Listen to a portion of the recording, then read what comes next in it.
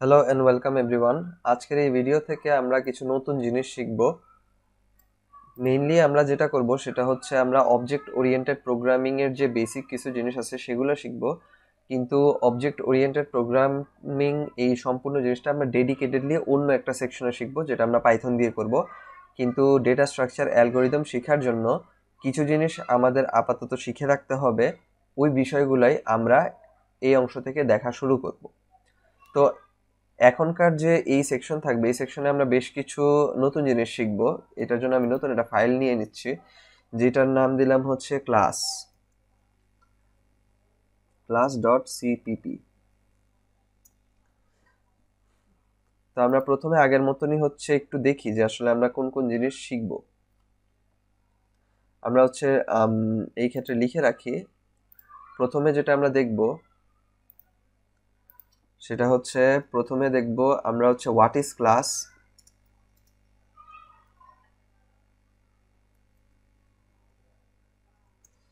তারপর দেখব হচ্ছে আমরা হোয়াট ইজ অ্যান অবজেক্ট।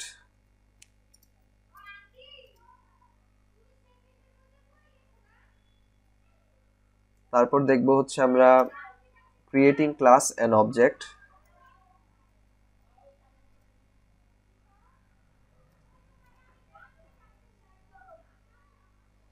তারপর দেখবো আমরা হচ্ছে আন্ডারস্ট্যান্ডিং কনস্ট্রাক্টর। কনস্ট্রাক্টর একটা কনসেপ্ট আছে যেটা আমরা শিখবো।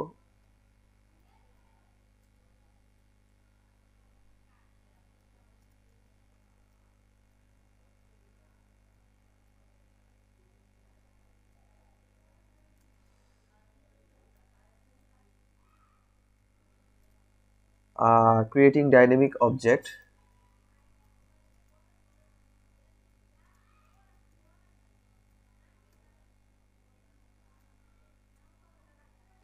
তারপর হচ্ছে using sort function in C plus plus.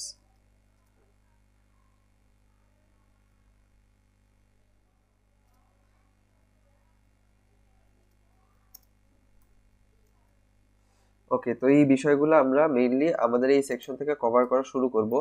এখন প্রথমে যে অংশটা আমরা লিখছি সেটা হচ্ছে হোয়াট ইজ ক্লাস। সেখান থেকে আমরা শুরু করব যে ক্লাস আসলে কি। আচ্ছা, এখন ক্লাস কি বোঝার জন্য আমাদের আগে বুঝতে হবে গ্রুপ কি। ঠিক আছে, একটা গ্রুপ কি হইতে পারে। গ্রুপের বিষয়টা হচ্ছে যে আমরা যখন আগে ছোটবেলায় স্কুলে পড়তাম তখন আমাদের বিভিন্ন সেকশন থাকতো, সেকশন এ, সেকশন বি, সেকশন সি। ঠিক আছে, এবং প্রত্যেকটা সেকশনের মধ্যে হচ্ছে একটা সার্টেন অ্যামাউন্ট অফ স্টুডেন্টস থাকতো। আমরা সচরাচরই দেখতাম যে যারা ভালো স্টুডেন্ট তারা প্রথম দিকের যে সেকশনগুলো আছে সেগুলোতে থাকতো, মানে সেকশন এ। এবং যারা তুলনামূলক একটু পিছিয়ে পড়া তারা শেষের দিকে সেকশনগুলোতে থাকতো। তো গ্রুপও হচ্ছে কাইন্ড অফ এরকম যে যে কোনো একটা গ্রুপের মধ্যে আমরা কি করতে পারি, একটা নির্দিষ্ট স্পেসিফিক ক্যাটাগরির কোনো কিছুকে আমরা ইনক্লুড করতে পারি। যেমন আমি যদি উদাহরণস্বরূপ বলি যে একটা গ্রুপ কেমন হইতে পারে, ধরা যাক একজন স্টুডেন্ট। ঠিক আছে, এই স্টুডেন্টের নাম হচ্ছে আমি দিলাম, আর স্টুডেন্টের নাম দিলাম হচ্ছে সাকিব। ঠিক আছে, এখন এই স্টুডেন্টের হচ্ছে একটা নাম থাকবে, একটা হচ্ছে রোল নাম্বার থাকবে।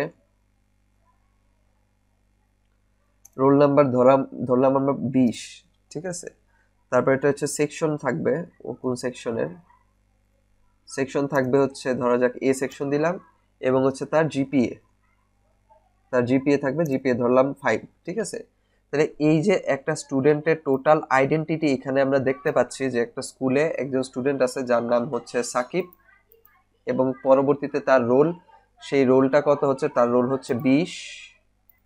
তারপরে তার সেকশন কি, তার সেকশন হচ্ছে এ সেকশন, এবং তার জিপিএ হচ্ছে 5.00। জিপিএ যেহেতু একটা যেহেতু ডাবল ইন্টিজার, মানে হচ্ছে জিপিএ যেহেতু একটা ডেসিমাল, এই জন্য আমরা দশমিকের পর 2 ঘরে 00 বসাইতে হবে। তো এই সম্পূর্ণ যে ইনফরমেশন, এটাকে আমরা একসাথে গ্রুপ বলতে পারি। ঠিক আছে, এই সম্পূর্ণ ইনফরমেশনটাকে আমরা একসাথে একটা গ্রুপ বলতে পারি।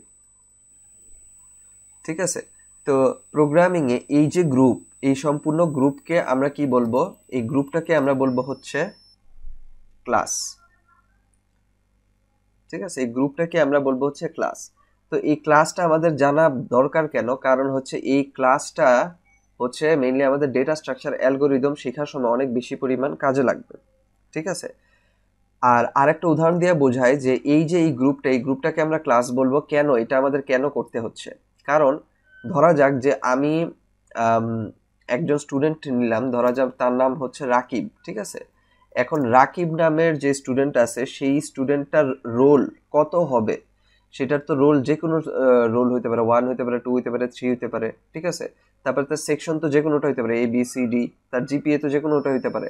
ওই জন্য রাকিব নামের একজন স্টুডেন্টের সাথে তার রোল এবং সেকশন এবং জিপিএ এই সবগুলাকে যদি আমি কম্বাইন করি, তো সেই ক্ষেত্রে আমরা সেই ধরনের ডেটাকে আমাদের সর্ট করতে সুবিধা হয়, আমাদের খুঁজে পেতে আমরা অনেক সহজে আমরা খুঁজে পেতে পারি, যেটা অন্য ক্ষেত্রে যেটা করা যায় না।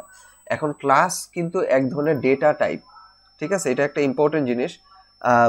ক্লাস হচ্ছে এক ধরনের গ্রুপ, আবার ক্লাস হচ্ছে এক ধরনের ডেটা টাইপ, ঠিক আছে। এই ক্লাসের মাধ্যমে আমরা নির্দিষ্ট একটা ইনফরমেশনকে খুব সহজেই কল করতে পারি, এবং এই ক্লাস যেহেতু একটা ডেটা টাইপ, আমরা কি জানি একটা ডেটা টাইপের মধ্যে আমরা ভ্যারিয়েবল, মানে একটা ডেটা টাইপ নির্দিষ্ট একটা ভ্যারিয়েবলকে কন্টেইন করে, ঠিক আছে।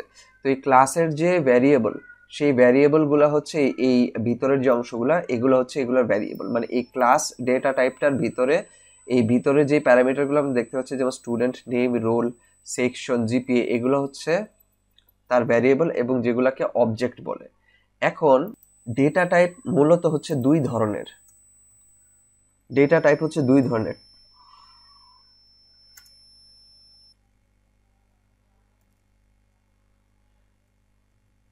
ডেটা টাইপ একটা হচ্ছে,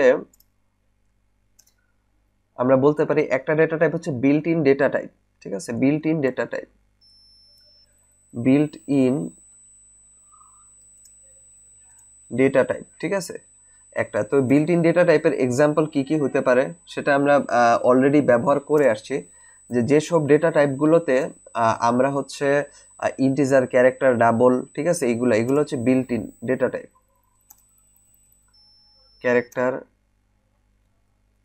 ডাবল, ঠিক আছে, এটসেট্রা, এগুলোর মধ্যে হচ্ছে ভ্যালু আমি ফিক্সড রাখতে পারবো। ধরা যাক ইন্টিজারের মধ্যে আমি ভ্যালু রাখতে পারলাম হচ্ছে 10।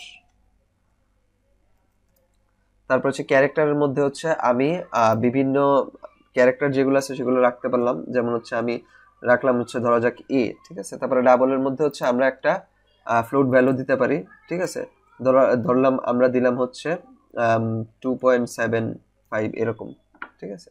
সো এই জিনিসগুলো আসলে কি, এই জিনিসগুলো হচ্ছে বিল্ট ইন ডেটা টাইপ। মানে এগুলো আমরা সবসময় আমাদের আমরা যখন সি প্রোগ্রাম ব্যবহার করব তখন ইন্টিজার দিলে এই সি প্রোগ্রামের যে এই যে মানে সি প্রোগ্রাম যখন সি প্লাস প্লাস যখন আমরা লিখবো, কোড যখন লিখবো, তখন ইন্টিজার লিখলে সে বুঝে যাবে যে আমরা যে ভ্যালুটা ইনপুট দিব সেটা এটা ইন্টিজার হবে। CHAR লিখলে বুঝে যাবে যে আমরা একটা ক্যারেক্টার ইনপুট দিচ্ছি, ডাবল লিখলে সেইভাবে বুঝে যাবে, ঠিক আছে। কিন্তু আরেক ধরনের ডেটা টাইপ আছে যেটা হচ্ছে ইউজার ডিফাইন ডেটা টাইপ, যেটা আসলে সি প্লাস প্লাস জানে না যে আমরা কি ডেটা টাইপকে ইনপুট দিচ্ছি। সেটা ইন্টিজার হইতে পারে, ডাবল হইতে পারে, ফ্লোট হইতে পারে, ক্যারেক্টার হইতে পারে, স্ট্রিং হইতে পারে, এনিথিং। তো ওই যে ডেটা টাইপটা, ওই ডেটা টাইপটাকে বলা হচ্ছে user define data type. User, এবং এই ইউজার ডিফাইন ডেটা টাইপ যেটা, সেটাকেই কিন্তু বলা হয় হচ্ছে, এই ডেটা টাইপটাকে ক্লাস বলে, ঠিক আছে। Class is a user define data type, ঠিক আছে। জাস্ট আমরা যদি এখানে বলে দেই যে ইউজার ডিফাইন ডেটা টাইপটা কি, সেটা হচ্ছে class is a user define data type.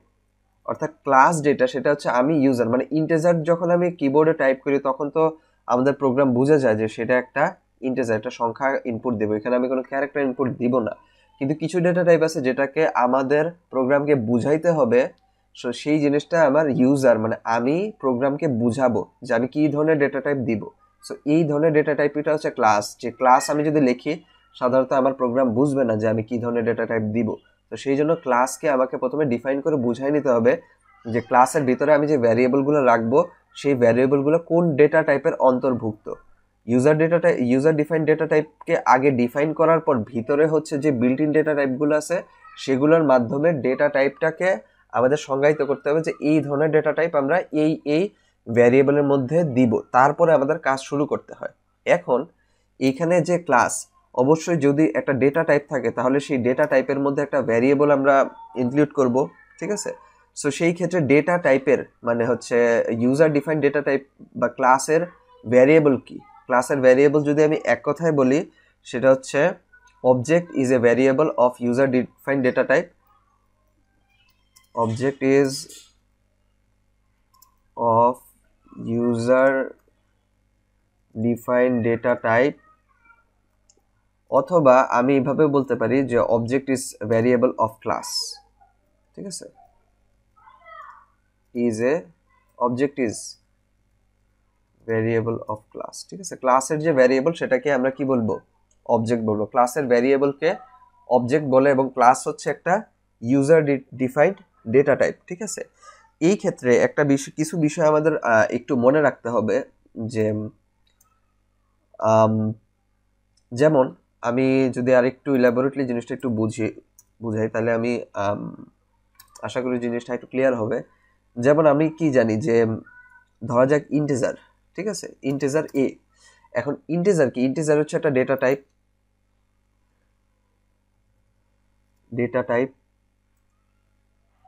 ঠিক আছে, এবং এ যেটা, এ কিন্তু আমাদের ভ্যারিয়েবল, ঠিক আছে।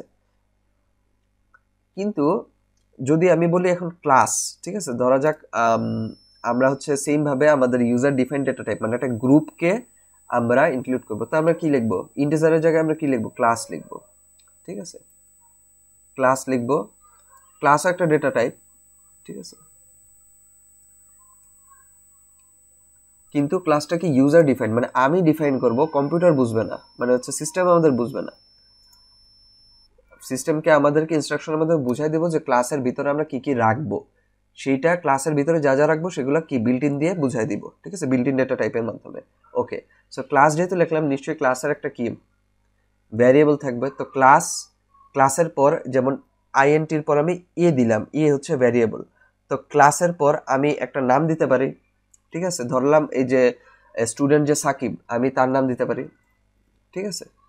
ওকে, সো এই সাকিব হচ্ছে আমাদের অবজেক্ট, ঠিক আছে, এই সাকিব হচ্ছে আমাদের ভ্যারিয়েবল বা অবজেক্ট। তো আশা করি আমি এই ভিডিওতে আমাদের ক্লাস কি, অবজেক্ট কি, ইউজার ডিফাইন্ড ডেটা টাইপ কি এবং হচ্ছে বিল্ট ইন ডেটা টাইপ কি সেইগুলো আমরা সম্পূর্ণভাবে বুঝতে পারছি। পরবর্তী ভিডিওতে আমরা দেখব যে how to create class and object in C plus plus, মানে সি প্লাস প্লাসের মধ্যে কিভাবে আমরা একটা ক্লাস তৈরি করতে পারি, অর্থাৎ ইউজার ডিফাইন্ড ডেটা টাইপটা কিভাবে তৈরি করতে পারি একটা গ্রুপের মতো করে, এবং কিভাবে তার ভিতরে আমরা আমাদের অবজেক্টকে স্টোর করতে পারি, মানে ভিতরে যে ভ্যারিয়েবলগুলো আছে সেগুলোকে কিভাবে আমরা ডিফাইন করতে পারি, ঠিক আছে, সেই সম্পর্কে।